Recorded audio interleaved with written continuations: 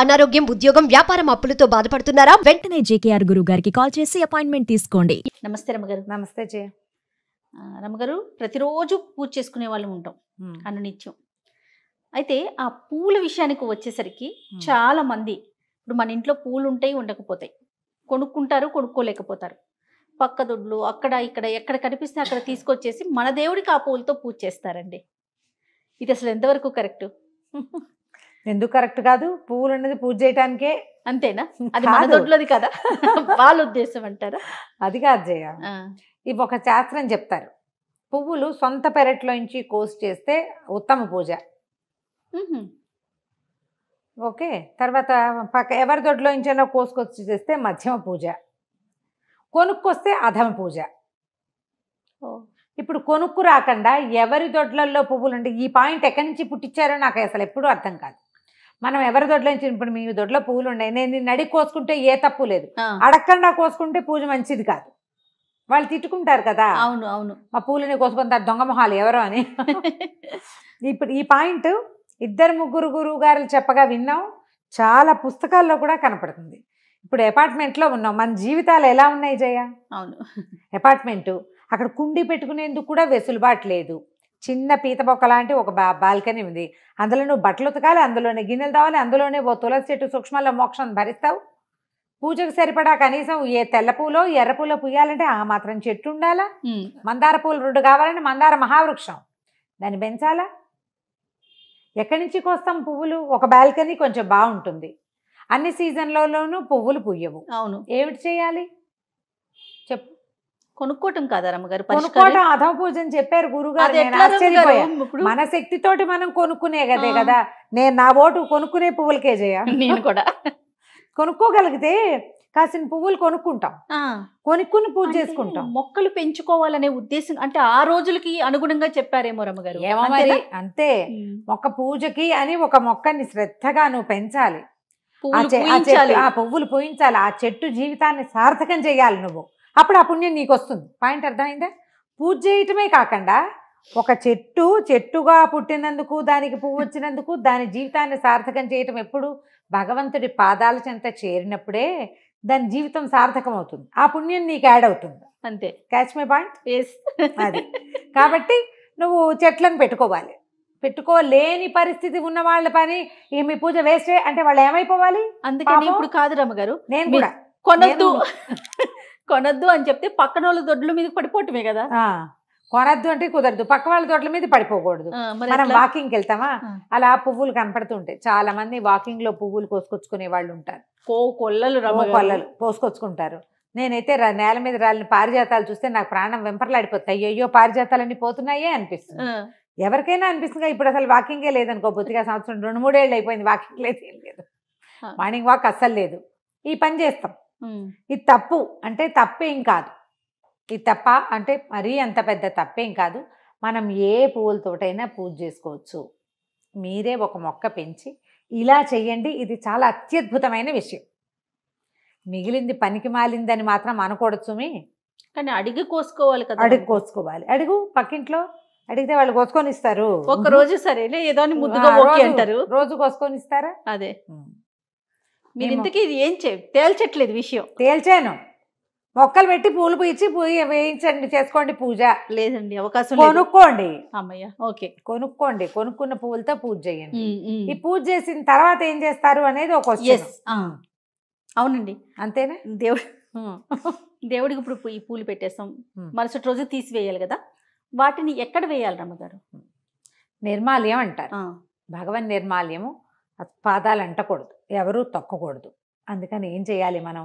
ఇన్నేసి పువ్వులతో పూజ కాకుండా చక్కగా తేలిగ్గా, ఇప్పుడు మనం ఈ చామంతులు తర్వాత గులాబీలు కొంటామా, వాటి దుంపలు పిలకయ్యావి, అసలు వాడవు, పువ్వు కదలవు, ఎలా ఉన్న పువ్వు అలాగే ఉంటుంది 10 రోజులు వచ్చేస్తున్నాయి కదా. అవి ఏ మట్టిలో వేసినా కరగవు, కదలవు, కాగిత పువ్వుల్లాగా సంవత్సరమైనా కుళ్ళవు. తక్కువ పూలతో పూజ చేయండి అమ్మా చక్కగా. అందుకని దొడ్లో పెట్టుకోమని చెప్పింది. ఎందుకంటే దొడ్లలో ఏం మొక్క పూస్తాయి మనకి? గరుడు వర్ధనాలు, నందివర్ధనాలు, తర్వాత ఏమో ఏమంటారు వీటిని, గన్నేరు పూలు, తేలికగా పల్చటి పువ్వు. మందారాలు కూడా మర్నాడు పొద్దుటికి మెత్తగా అయిపోతాయి, రెండో రోజుకి పువ్వు మట్టిలో కలుపుకోవడానికి సిద్ధంగా ఉంటుంది. అలాంటి పువ్వులతో పూజ అయితే మనకు సులువు. ఇప్పుడు మనకు బాల్కనీలే ఉన్నాయి, పెద్ద నేల లేదు, ఈ నిర్మాల్యాన్ని మట్టిలో వేయండి అంటే మనకంత మట్టి లేదు, చెత్తబుట్లో వేస్తారు. ఆ పని చేయకూడదు. అందుకని పువ్వులతోటి సినిమాల్లో వేసినట్టు కుప్పలు తెప్పలుగా ఇన్నేసి పువ్వులు పుష్పయాగం చేసినట్టు చేయకుండా కొద్దిగా 4 పువ్వులతోటి పూజ చేసుకుని, మెత్తటి పువ్వులు ఏమైనా దొరికితే వాటితో పూజ చేసుకుని, మన ఇంట్లోనే కుండీ ఉంటే ఏదైనా ఒక కుండీలో పడేసుకోండి. తర్వాత ఈ పూలు కూడా మనము దేవుడి పటాలకి పెట్టేటప్పుడు చాలా మంది పైన పెడుతుంటారు రమ్మగారు. నేను ఒకసారి మీతో మాట్లాడుతున్నప్పుడు విన్నా కింద పెట్టాలి అన్నట్లు. ఏం కాదు, అంత సిద్ధాంతం ఏం లేదు. కింద పెట్టచ్చు, పైన పెట్టచ్చు, ఎక్కడైనా పెట్టుకోవచ్చు. మన వెసులుబాటు చేయ, మన కుదరాలి. ఇది వరకు పాదాల దగ్గర పెట్టాలనే నియమం ఏం లేదు. పాదాల దగ్గర పూజించు, శిరస్సు తల మీద పెట్టి అలంకరించవచ్చు కదా, అలంకారమేగా. నన్ను కూడా ఎవరో అడిగారు చేయ, ఎప్పటికి నాకు నువ్వు అడుగుతుంటే గుర్తొచ్చింది. ఒక వీడియో చేసి పెట్టాము ఫేస్బుక్లో, మా గ్రూప్లో. సౌందర్యలహరి శ్లోకాలు ఏవో పెట్టినప్పుడు మా దేవుడిని వీడియో తీస్తూ ఆ శ్లోకం పెట్టాను నేను. దేవుడి పైన పెట్టకూడదు కదండి, మీరు అలా ఎందుకు పెట్టారు అని అడిగారు. క్వశ్చన్లు మాత్రం భలే వస్తాయి జయ, నా ఇష్టం అనుకోరు. ఆయన ఎవరో గురుగారు చెప్పారు, మీరు ఆ గురుగారిని ఫాలో అవ్వండి, నేను ఇలా ఫాలో అవుతాను అందామనిపించింది నాకు. అది ఇప్పుడు చెప్తాను జయ. పాదాలకి పూజ చేసుకుంటాం, పాదార విందాలకే సమర్పిస్తాం, అన్నీ పాదార విందానికే సమర్పిస్తాం. మన ఇంట్లో పటాలే ఉన్నాయి, ఆ పటం పై భాగంలో పెడితే పువ్వు అలంకారం, దేవుడి ప్రతిమ చూస్తే మనకు ఒక సంతోషం కలుగుతుంది. అలంకరించడానికి తప్పు లేదమ్మా, పెట్టుకోవచ్చు, పెట్టచ్చు.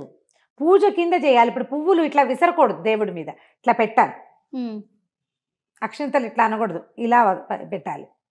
ఈ పైన అలంకారానికి పుష్పాలు చక్కగా పెట్టచ్చు, అందులో ఏం పెద్ద తప్పేం లేదు, అంత భయము లేదు, అంత భయపడక్కర్లేదు. మీరు చూడండి, తమిళనాట కొన్ని దేవతల విగ్రహాలకి ఆలయాల్లో అమ్మవార్ల శిరస్సు మీద ఆ కదళిత ఫలాలు పెడుతుంటారు, అరటిపళ్ళ అద్దం పెడతారు. ఎందుకు మరి వాళ్ళు పెట్టారే చెప్పు? అవును. పైగా ఈ ప్రశ్నించకూడదు, ప్రధానమైంది. నేను నిన్ను అడిగితే చెప్పు, నువ్వు నాకు నేనేం చేశాను నువ్వు అడగకూడదు. దేవి దేవతల విషయం అనుమానం ఉంటే నివృత్తి చేసుకోవచ్చు, కానీ ప్రశ్నలు కరెక్ట్ కాదు. ప్రశ్నలు కరెక్ట్ కాదు. మనకి పటమే ఉంది, క్యాలెండర్ కి పెట్టి పూజ చేసుకునే వాళ్ళు ఎంతమంది ఉన్నారో జయ. ఇప్పుడు కదా మనకి ఫోటోలు వచ్చినాయి, ఆ క్యాలెండర్ కి నెత్తి మీద ఒక మేకు ఉంటుంది, అక్కడే మందార పువ్వు పెట్టుకుంటారు. ప్రతి వాళ్ళకి ఇట్లా దండ వేయటానికి అవకాశం ఉంటుందా?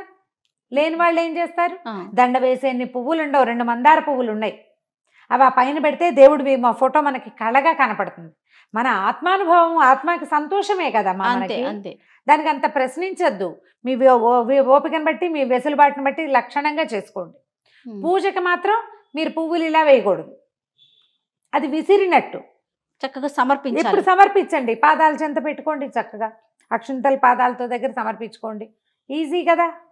చిన్న పువ్వులతో పూజ చేసుకుంటే మనకి నిర్మాల్యం డిస్పోజల్ సులువు. డస్ట్బిన్లలోనూ అక్కడ పడేయకుండా ఉంటుంది. ఏదైనా మనం మొక్కలు వేసుకోవడానికి లేదా కాస్త మట్టి వేసి పెడితే క్రమంగా అది ఆరిపోతాయి పువ్వులు. నిదానంగా మన మొక్కలకి ఎరువు అవుతుంది, మంచిదే, అంత ఇబ్బంది ఏం లేదు. ఎక్కువ ఇన్ని పువ్వులతో పూజ చేస్తాం, ఈ పువ్వులన్నీ డిస్పోజ్ చేయలేకపోతాం కదా, ఇబ్బంది అయిపోతుంటుంది. ఇవాళ రేపు మనకి ఏంటంటే మొక్కల్లో ఎరువుగా వాడుకోవటం తెలిసింది. ఆ పని చేయండి, కంపోస్ట్ గా పెట్టుకోవచ్చు. దాన్ని పక్కన పెడితే మెల్లిగా ఆ పువ్వులు నిదానంగా ఎవరు తొక్కకుండా కుండీల్లోకే వెళ్తాయి నిదానంగా, పర్వాలా కొంత మటుకు.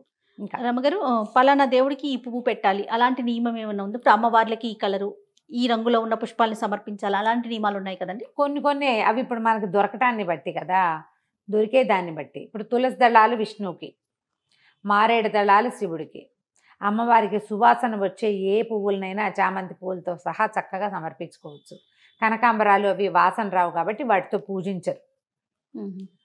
కనకాంబరాలు, చంద్రకాంతాలు అవి ఏంటంటే చంద్రకాంతాలు సాయంకాలం పూట కాసేపే ఉంటాయి. జాజులు, మల్లెలు, మొల్లలు వాటన్నిటితోటి మనం పూజ చేసుకుంటాం. వాటికి అంత అభ్యంతరం ఏం లేదమ్మా. ఈ సీజన్లో మనకి గులాబీలు, చామంతులు మాత్రమే వస్తాయి, వాటితోటి పూజ చేసుకుంటాం. మనకి కాస్త ఈ గరుడ వర్ధనం, నంది వర్ధనం లాంటివి కనుక చిన్న మొక్కలైనా కుండీల్లో పెట్టుకోగలిగితే తెల్ల పువ్వులు వస్తాయి. 2-3 తెల్లటి పువ్వులు, సుబ్రహ్మణ్య స్వామికి తెల్లని పువ్వులు, వినాయకుడికి మందారాలు కానీ గన్నేరు పువ్వులు కానీ సమర్పించవచ్చు. విష్ణువుకి గన్నేరు పెట్టకూడదు, పెట్టచ్చు. ఇలా బోల్డ్ అనే లెక్కలు ఉంటాయి. మన ఉపస్థితిని బట్టి కదా, ఉండటాన్ని బట్టి. అంతే. ఉంటే ఏదైనా పూజ. ఏమీ లేనప్పుడు ఏం చేస్తావు చెప్పు. ఉన్నదాంతోనే సరిపెట్టుకోవాలి కదా. ఆయన పేరేంటి, మన ఆదిశంకరాచార్యుల వారు ఒక మనకి శివానంద లహరిలో ఒక శ్లోకం చెప్తారు. పువ్వుల కోసం జడమతి పిచ్చివాడు సముద్రాల వెంట కొండల వెంట అక్కడికి ఇక్కడికి చెరువుల కోసం పరిగెడతాడు. కొండలెక్కి పువ్వులు కోసుకొస్తారు, చెట్ల కోసం వెళ్తారు, చెరువుల్లో ఉన్న కమలాలు తెస్తారు. ఎందుకు? నీ హృదయ కమలాన్ని అర్పించద్దు భగవంతుడికి? నా మనసుని అర్పిస్తాను నేను, అంత ప్రయత్నం చేయలేను నేను.